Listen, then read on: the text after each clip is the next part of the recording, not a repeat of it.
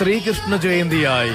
സർവാർത്ഥപരദായകനായ ഉണ്ണിക്കണ്ണനെ മനസ്സിൽ ധ്യാനിച്ച് കണ്ണനായി മാറുവാൻ, കണ്ണനോളം വളരുവാൻ, കണ്ണനെ കണ്ട് വളരുവാൻ, കണ്ണന്റെ ജന്മദിനം മനോഹരമാക്കാൻ ഒന്നായി ചേരാം നമുക്കിവിടെ. അധർമ്മത്തിന്റെ രണഭൂമികളിൽ പാഞ്ചജന്യം മുഴക്കി ധർമ്മ സംസ്ഥാപനം നടത്തിയ പരമാത്മാവാണ് കണ്ണൻ. അനുരാഗത്തിന്റെ പുണ്യരാഗരേണു രാധയ്ക്ക് സമ്മാനിച്ച ഇഷ്ടപ്രാണേശ്വരനാണ് കണ്ണൻ.